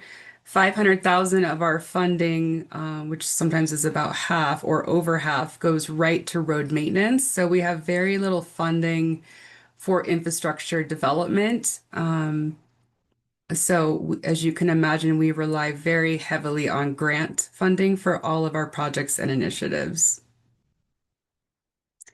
The way that the Pueblo works is we always engage the community first on what they feel we should prioritize our funding on and what we should go after, what kind of grant funding we should seek to support what the community wants. So these are just some snippets of the plans that we are working from. We recently updated our long-range transportation plan and our transportation safety plan. We developed a pedestrian trails and bikeways master plan for the tribe in 2020. And we also finished a road safety audit in a very concerning stretch of highway where we've had serious injuries. So, in the development of all of these plans, our community here has identified ped bike safety as a high priority. And with the knowledge that Native American populations are 5 times more likely to be injured as a pedestrian in our nation, it's even more serious of an issue that tribes, my other peers that work for other tribes, are also really looking into improving pedestrian safety in Indian country. So what has HEMA's been doing? I'm giving you guys a little bit of context leading up to our quick builds, just so you can see as a whole what we are doing, all of our initiatives, because they all connect to our quick builds. So our ped bike safety initiatives include installation of infrastructure, such as this brand new pedestrian pathway that we constructed along the Highway 4 that bisects the tribal lands. We are installing traffic calming projects such as solar powered radar feedback signs that you see in these other photos, gateway treatments to notify drivers they're entering a small community. We are doing safety programs and campaigns, and we're building partnerships with universities, nonprofits, other tribes, Federal Highway, the New Mexico DOT, our COG, and others to collaborate on data and creativity and quick builds and all those different initiatives. And we are also working really, really hard to improve our data collection, analysis, and review. So, this New Mexico Highway 4 that I referenced, you can see the blue line. It goes right through the middle of the heart of the Pueblo, where all the residential homes are located, all of our tribal services, schools, everything. It goes right through the center of the Pueblo. So on this other image, I'm showing this because I want to point out that the speed limit changes on this highway through tribal lands 5 times. And so we know that drivers are very distracted and they're often not paying attention. And we believe this is just one of the reasons why we have such terrible speeding issues along this highway. Because the speed limit goes from 50 to 40 to 30 to 40 to 50, all within a matter of 6 miles, and drivers are not paying attention to that. So, as a result of that, our police department issues a lot of speeding citations on this highway. We analyzed the crash data as well, and 45% of our crashes occur on New Mexico 4. New Mexico 4, just a little history for you all. And I'm sure other tribes have experienced this in New Mexico. I'm not sure about other states, but New Mexico had what they called a Pueblo Land Condemnation Act. And so 74 acres of land was taken from the Pueblo via a court order, so against the approval of the tribe to construct this part of the highway through tribal lands. And they were compensated a little over $3,000 for that land. And the Pueblo Land Condemnation Act was repealed by, I can't remember which president, I believe in the 70s. So, but a significant amount of land was taken from New Mexico tribes to construct railroads and highways. And so we've told this story to our state in collaboration on funding applications to mitigate and remedy some of the major safety issues that this new highway has imposed on the tribe. Well, it's not very new, but 80 years old, and it's been 80 years of concerns for tribal members. Here is a map showing our crash data points that we analyzed, just looking for trends here. This is what we do when we identify where we want to do infrastructure improvements and potential quick build projects to address areas where pedestrians will be in danger. This is only between 2020 and 23, so it's kind of all over, as you can see. There are a few areas that where there are trends where we have multiple crashes in the same location. And in reviewing this data, we realized that about 60 to 65% of our crashes are behavioral. And that told us that not only do we need to improve infrastructure to protect pedestrians, we also need to do campaigning and education on safe driving and proper driving practices. I included these photos just to show you all the areas where we've wanted to do quick builds but have had to pull back because they are adjacent to the local or to the state highway, and the proposed quick builds that we put together were not satisfactory to the state. And so that's a big challenge for us. And I know other jurisdictions have had this same challenge, even tribes have had this challenge of putting together quick build projects that the state will accept adjacent to their right of way. So we're still working on this. We actually had to pull back a quick build, our most recent one. We had identified two locations to build the quick build. One was here where you can see a lot of people gathering and crossing the highway. And it's a very tourist location, very heavy tourist location for 9 months out of the year. And this second location we pulled back from as well along this highway, where you can see there are a lot of bus stops and children walking along the highway. Just because they didn't, the state requested a feasibility study, and of course, as some of the other presenters, such as Tony, mentioned, that the budgets are quite low for quick builds, and we did not have funding or the time to do a full-scale feasibility study. But I do like Tony's recommendation of putting together justification for all of the devices that you're proposing to use. The thing they really didn't like were the planter pots with the flowers and soil. And it really made us realize that roadways and pedestrian facilities are really meant to protect drivers more so than they are to protect pedestrians.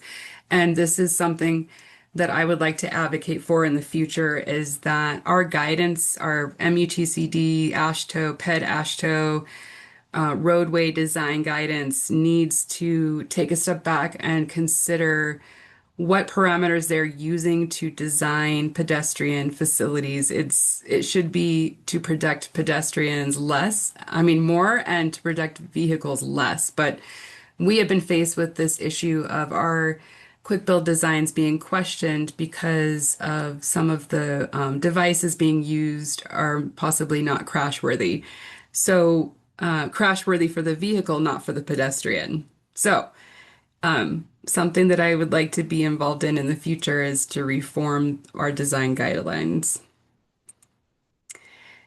These are just photos showing traffic on Highway 4. You can see this is during a heavy tourist kind of a holiday weekend, I believe, or probably a 3-day weekend. Multiple of these photos showing just how much traffic we get on this highway that goes through the small community.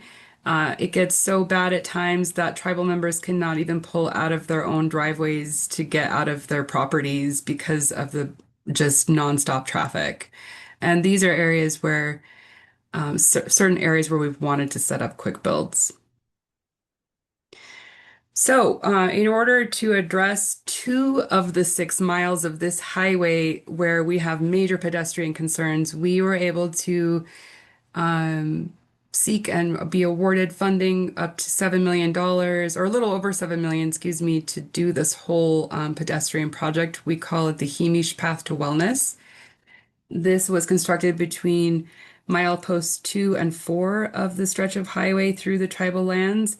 Previously, tribal members were walking right on the white line of the highway, and so in some cases where the highway went through or over the top of an arroyo, they were actually walking in the highway or down in the arroyo.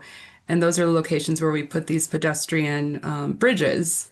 So this trail multi-use path that we constructed really addressed the safety issues for pedestrians and bicyclists for this 2-mile stretch. And so we're still looking at the other locations to potentially do a demonstration quick build and inform ourselves what would be the best mitigation for future pedestrian safety projects. So, but these are photos of the trail that we have finished, and people love it, and it's beautiful, and it's in use now, and everyone feels safer in this part of the highway. When we finished the trail, we realized that most of the children at the Pueblo do not have bikes. So we wrote a grant and held a bicycle safety program for K through 6 children. We taught them helmet safety, bicycle safety. We did that awesome demonstration where you drop a watermelon and watch it shatter, and then with the helmet on, and the watermelon stays intact with the helmet on, and the kids loved that. We started out for probably about an hour and a half in the gym doing all of the safety talks, and then we took them out on the trail. We purchased over 200 bikes from REI for this program, and we're going to do it again this summer for middle school and high school students. So, into our quick build projects. We have done 2 so far.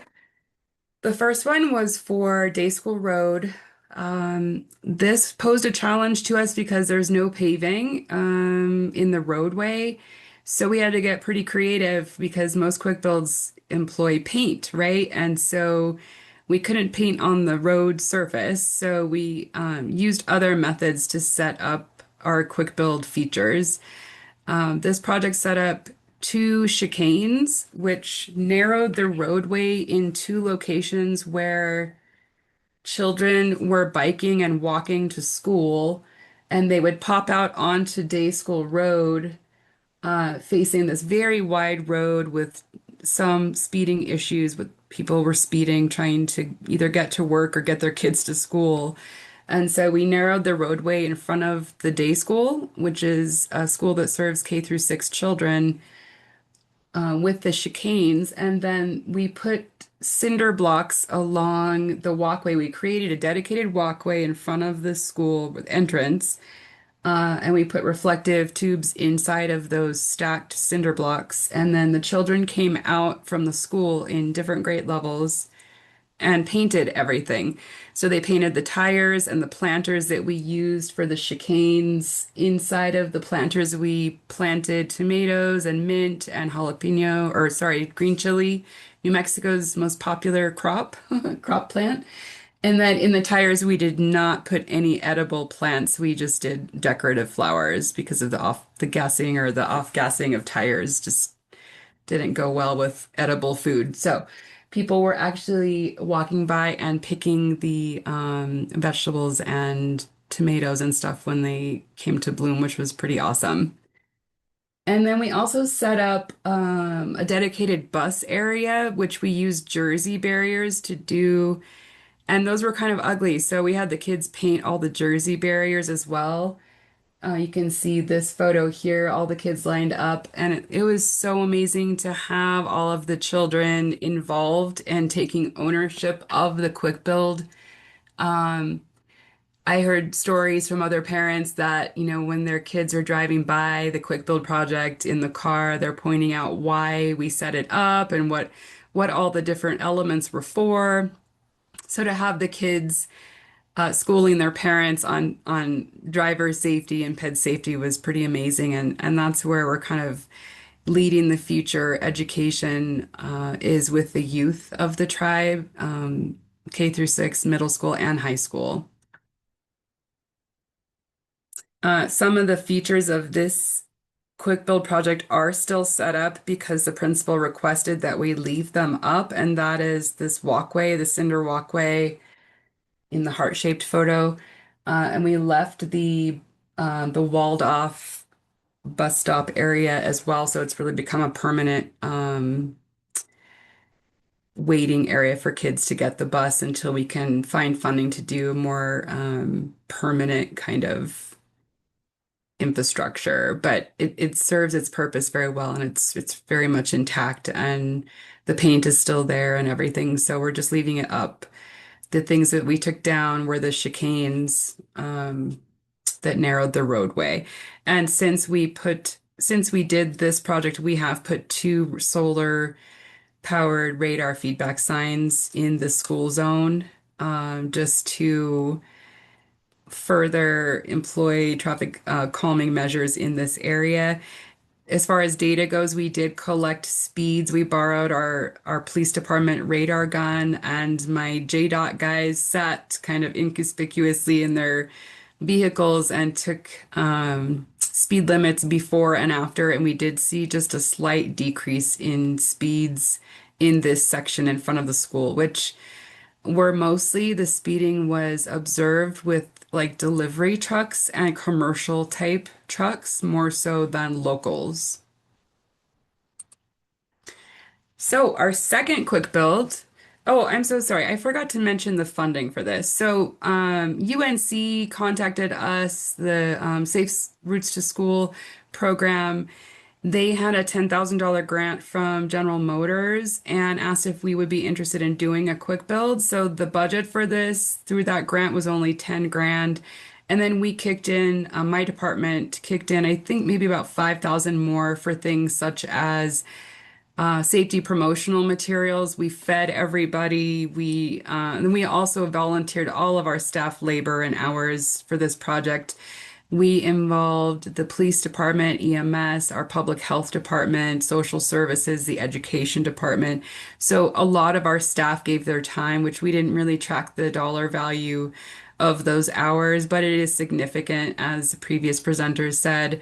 Quick build projects are low budget, but the volunteer hours are pretty significant and it does take a lot of work in the procurement of all of these materials, especially a tribal government. We have procurement policies very strict that we have to follow. So you have to get, multiple quotes and you have to fill out a lot of paperwork. Then you have to go pick up everything. So my guys were out, at Home Depot or Lowe's, another place to get all the plants, picking up big gallons of paint, and then we had to get all the paint brushes for the little ones. And so there's just a lot. We got aprons and gloves. So there's a lot of little things that kind of add up time, but it was so worth it and so amazing. It was a great educational experience and great for the community too. So the second quick build that we just finished a year ago, almost a year ago, we did it last April. The Pueblo of Jemez partnered with, so America Walks was the lead applicant for a Road to Zero grant, which is a grant that the National Safety Council awards every year. And we won, and I think our grant was about 180,000 split between the whole team. We partnered with America Walks as the lead, Jemez, Cherokee Nation, Salish and Kootenai in Montana, and University of Montana and Stanford University. So we had multiple different stakeholders, and the mission for our grant was to do national webinars, which is how I was located to present to you guys today, I believe, because we did a national webinar on quick builds previously as part of this grant, the Road to Zero grant. And then we were to set up quick builds at each of the tribal nations, so Cherokee Nation, Jemez, and Salish Kootenai. So we all helped each other to plan and design our quick build projects, and we did webinars, and we did a workshop at the Pueblo of Jemez prior to setting up this quick build project called the Sheep Springs Circle Quick Build. We had a workshop where we invited practitioners and educators and DOTs and COGs from all over the place, including out of state. So we had a lot of people fly in for this project because it was a learning opportunity for others to learn how to do a quick build. And it was amazing. We had a great turnout. The projects that we designed for Jemez included 2 crosswalks and a dedicated pedestrian walkway in an area identified that has speeding issues in a residential area. So this was tribal right of way.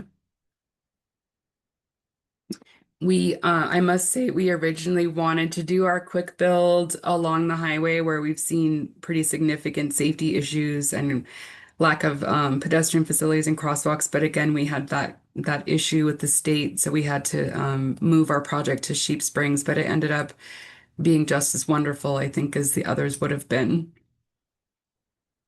These are just photos showing you guys the implementation of it.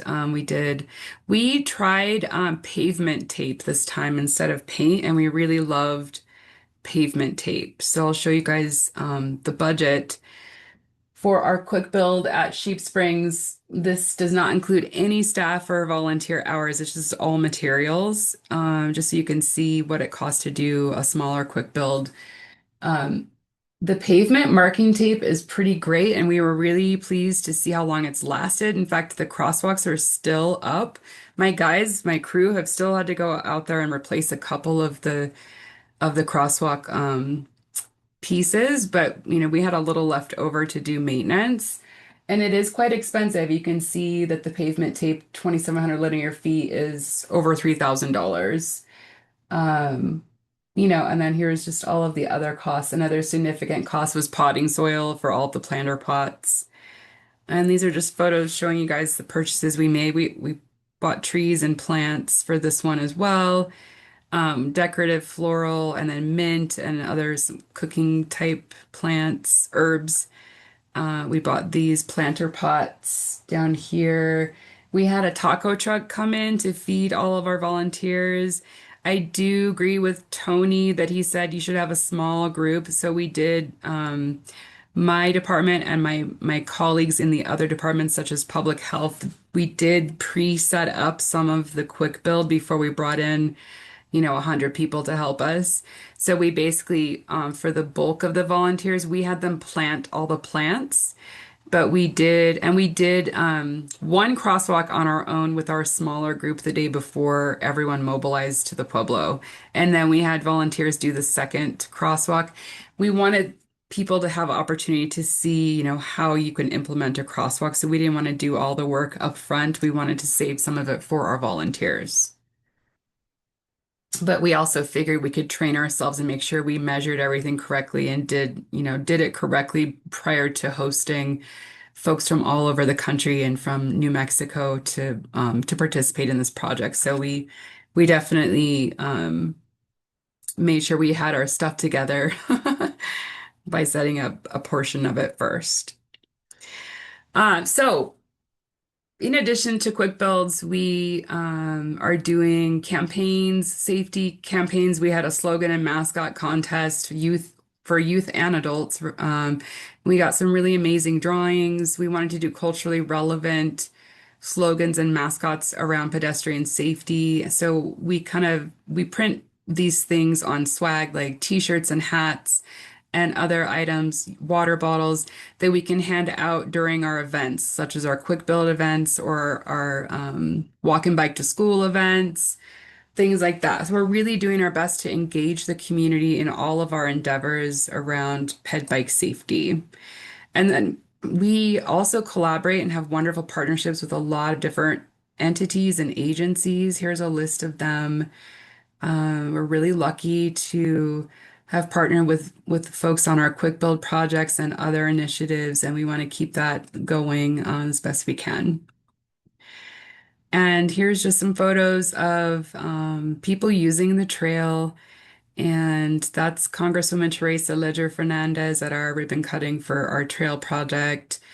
And these are just some of our successes over the last few years. So we're going to play a short video. I think it's about 10 minutes long to show you guys the Sheep Springs Quick Build project. It's a very short documentary on the purpose and the process.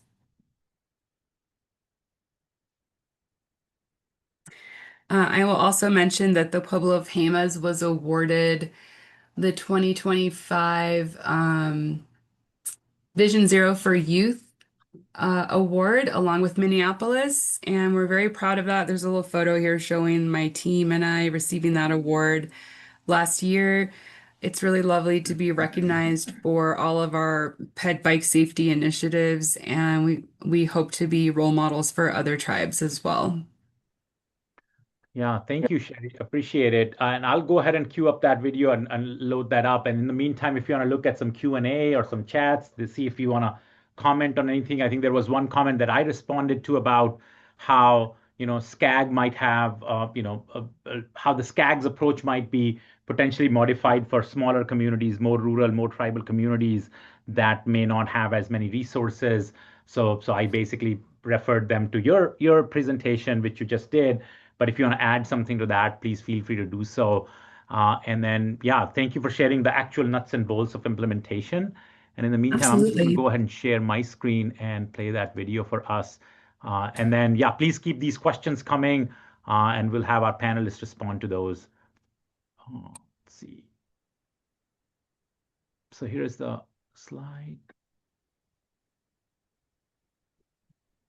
Maybe. The Pueblo of Jemez is more than a community. Oops, sorry, guys.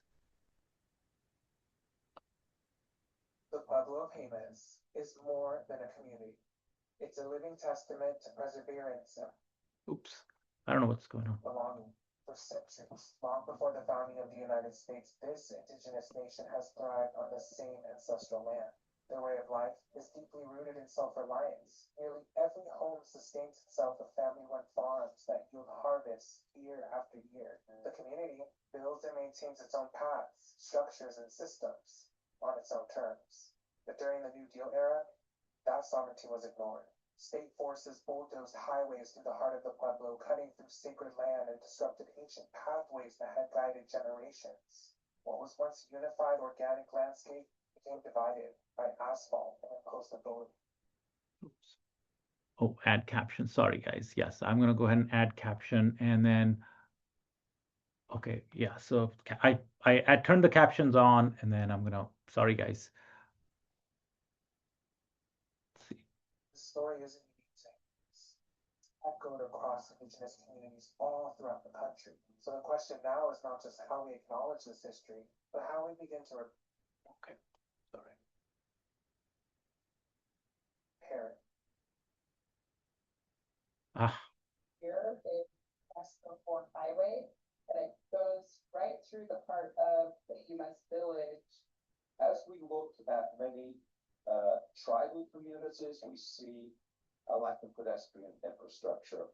I have worked here at the Pueblo for almost 7 years, and my job is to do transportation infrastructure and safety projects. I'm originally born and raised in Seattle, Washington, where I found there's a lot of bicycle and pedestrian activity compared to here. And it's very much a car culture, wide open country, rural roads and highways, not a whole lot of pedestrian facilities. So I'm kind of bringing that upbringing and experience of having a lot more access to sidewalks, trails. I'm the technical assistance lead for America Walks, and we're a national education advocacy organization focused on creating safe, walkable communities. And we're thrilled to be here in Pueblo of Jemez to do a quick build project to calm down the traffic. April 2025 marked a moment of action in the Pueblo of Jemez as community members and leaders came together with America Walks to host the Tribal Pedestrian Safety Workshop and launch a quick build demonstration project focusing on creating safer streets. Ian Thomas opened the workshop by addressing the often overlooked impacts of high-speed roadways in tribal communities. Not just the danger to pedestrians, but the health burdens of air and noise pollution. And the slow erasure of spaces where people once moved, gathered, and lived more freely. And all of this creates stress and poor quality of life. Our community here at Pueblo of Jemez has definitely listed pedestrian and bicycle safety as a top priority for the community in addressing known safety issues. So pedestrian fatalities are rising every year. It's up to about 7,000 or 8,000 people a year in the United States are killed on the roads while walking. And tragically, people who identify as American Indian, Alaska Native are disproportionately impacted by these road collisions. And the reason is pretty clear that the type of roads that are typically found in tribal communities, but also in African American communities and in general, are not designed for the safety of pedestrians. They're designed more for the speed of traffic, and that contributes vitally to these statistics. A lot of people like to walk in the community, but there's various factors that are challenging and kind of decrease people's ability to go out and walk. But traffic, animals, just general places to walk. Speed, they go to school in Rio Rancho. They also do a lot of walking around, biking, and playing outside, where we do face similar challenges. Sometimes there's roads right in the front yard, no crosswalks, no sidewalks. Creates challenges for walking from place to place. After the workshop, community members and partners stepped outside to bring the Quick Build project to life, rolling up their sleeves, transforming ideas into action. So what we're doing here is a demonstration project around how you can add infrastructure that changes the visual experience of the road for the drivers so that they instinctively slow down. We have a quick little crosswalk going in here, and it's very visible. And we have a walking trail going all the way around this neighborhood, which narrows down the lanes for driving and provides a safe place for walking and biking. The community identified this as an area where we have speeding problems occasionally, and also there are no dedicated sidewalks or any kind of pedestrian or bicycle infrastructure. So we decided to do a dedicated 5-foot wide sidewalk along the outer edge of Sheep Springs Circle. And we are installing crosswalks, 2 crosswalks where we know that a lot of people cross this road. The Quick Build refers to the fact that it'll be a temporary project, but they could set the stage for a permanent project that will really improve the safety of this area. We have the capacity, we have the equipment to do it, so we are pretty well equipped to take care and maintain and install different infrastructure in the safety part as implementing stuff like this, whether it's a quick build project like this, it gives us the data that we need to go after the funding that we need to pursue, bigger projects to really implement pedestrian safety or transits for people that walk, bike, or stroll to school, to any of the community departments, our health center, our education departments, our libraries, places that people like to set up driving, that like to walk. Also, right now at this point, I think this is kind of almost in the forefront for these types of implementations. Quick Build, especially, this is my second Quick Build that I've done here at the Pueblo, and the first one was a huge success. The owners of the school really liked what we did. They were a little skeptical at first because they didn't know what was going on, but once we implemented it, they saw the safety aspect of it and the positivity from all this, that they wanted to implement a lot of this permit. In addition to being inexpensive temporary projects that can kind of bypass the long, official, expensive planning and design process for a full, for a permanent project. In addition to that, these quick builds are great community engagement activities. This effort in the Pueblo of Jemez is one piece of a 15-month nationwide initiative funded by the National Safety Council's Road to Zero grant, working to improve pedestrian safety in small communities. Then also our project team, America Box, Cherokee Nation, University of Montana, Pueblo of Jemez, Confederated, Salish Kootenai tribes. We all came together to execute this grant, which involves planning, design, and implementation of 3 quick build projects on tribal lands. Maya Pedersen with the University of Montana brings a public health research perspective to the project. One of the research projects that I'm involved with is a partnership with the Confederated Salish and Kootenai Tribes Tribal Health Department that promotes health among older adults living on the Flathead Reservation. That project was identifying factors that influence physical activity among older adults. And one of those factors was pedestrian safety and risk of falls out in their communities. For that reason, and many others, I've been a pedestrian advocate for a long time, went through the walking college through America Walk. I just think that they are the main vulnerability to illustrate how thinking about health for older adults at a national scale does really include the outdoor spaces, physical infrastructure, transportation, as well as home services and social participation. All of those things are related to pedestrian safety. And earlier in the year, Hillary Meade with Cherokee Nation Public Health had hosted her own quick build project. She learned a new technique from the Pueblo of Jemez of using pavement tape rather than paint to create the crosswalks. So we laid it traffic tape for the first time, or I laid it for the first time, and it was really interesting to see how that came together. How pretty easy it was to lay down what we could make it look like. We could do a pedestrian lane, we could do a crosswalk with it. It's temporary, so if we don't find where it's at, then we can always pick it up and move it somewhere else. So I really like that aspect. With the quick build project in place, the day ended in celebration. Participants were joined by Orlando Teller, who served as Deputy Secretary for Tribal Affairs under President Biden, sharing powerful words on the future of Indigenous infrastructure and sovereignty. The concept of plant for us here in Southwest Secret. Plant for your best. Plant to eat, plant to speak, plant to eat, plant to bring families together. That's important. So when I heard that, that meant something. That belonged back to the hands.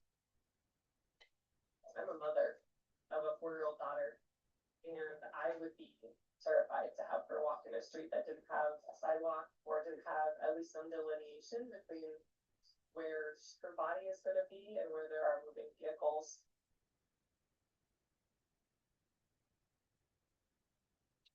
Right.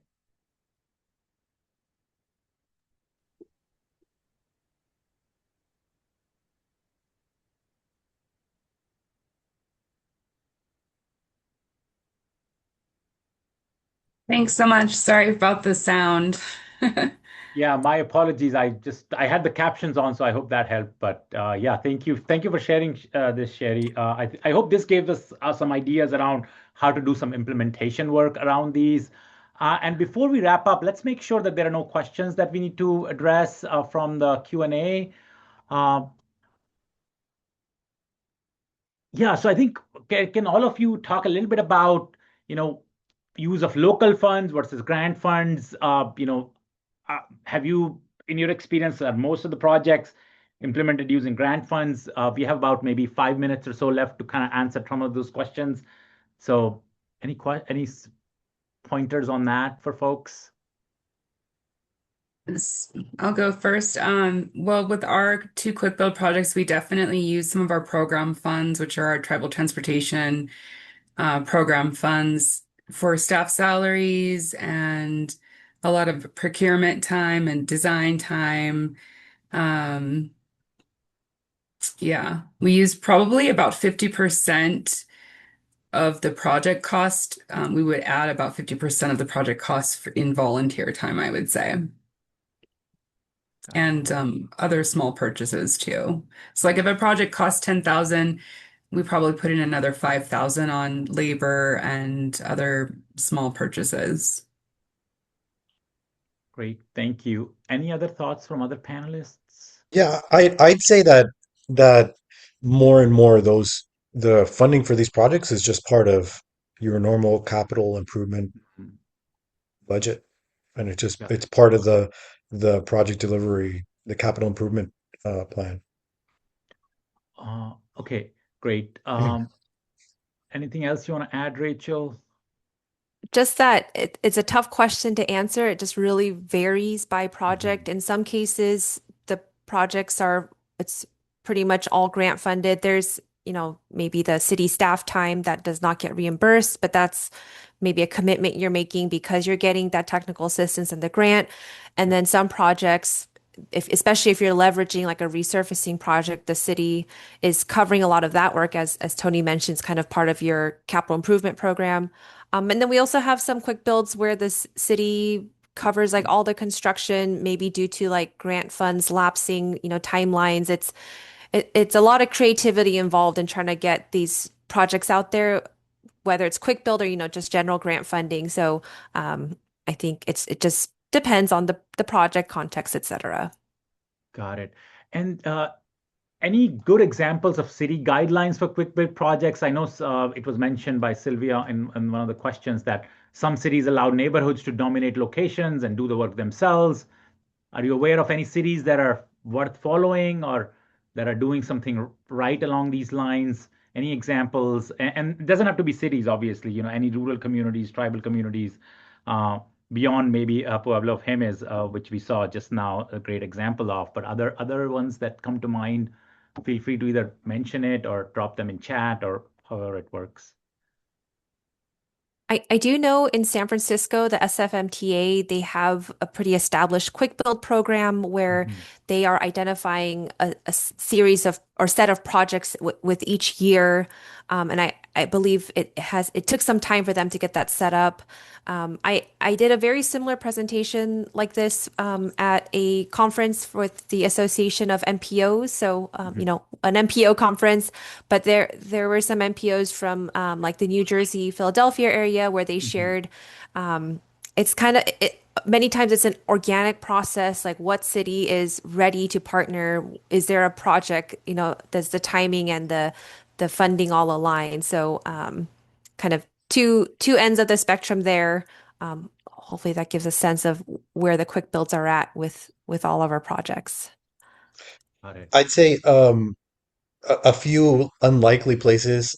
Atlanta has a tactical urbanism Mhm. program, and I use that term to encompass all the stages. Indianapolis also has a program.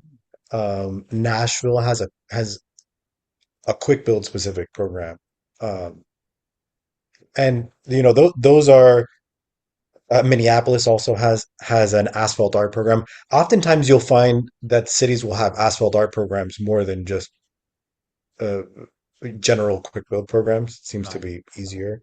Um, yeah.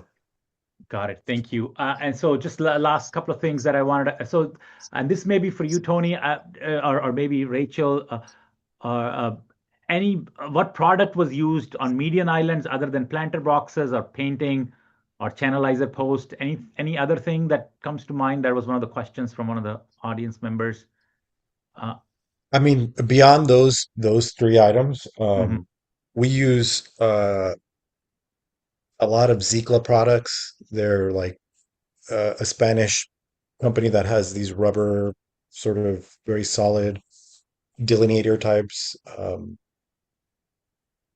Yeah, that's the only other alternative. There's also you can use Tough Curb, um, and I'm trying to remember. There's another delineator type of curb where you can just use the base also. Got it. And then I think the one that I still see on there is like, some pros and cons of painting the crosswalk from a regulations perspective. I did share a link earlier in the chat that had some MUTCD guidelines on what to do when you're using street art. So perhaps there are some answers there. Um, I mean, the MUTCD question has been settled, so there's really no legal question as to whether it's allowed. It's allowed.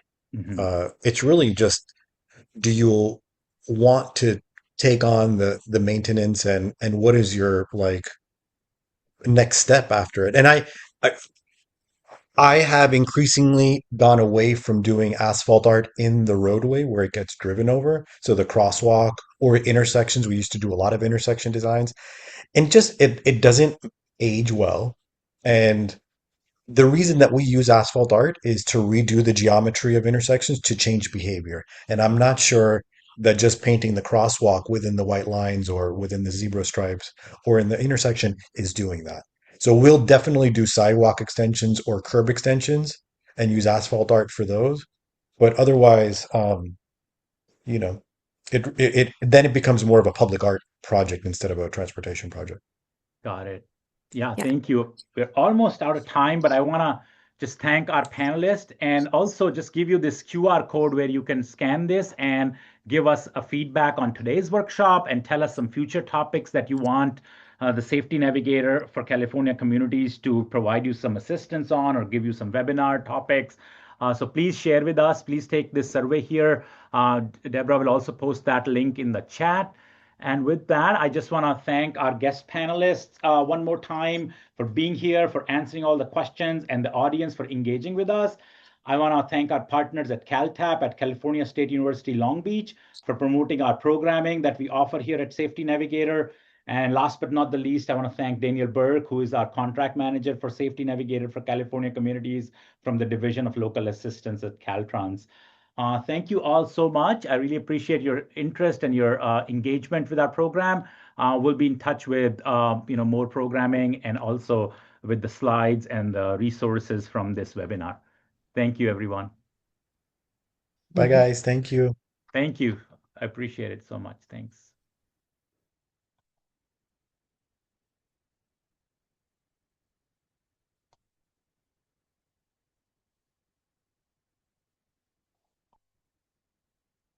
Okay. You're on mute, I think. Really nicely done. It's a Yeah, this was really well done. I good think webinar. this was great webinar. I think we didn't lose a lot of people. I think we had almost like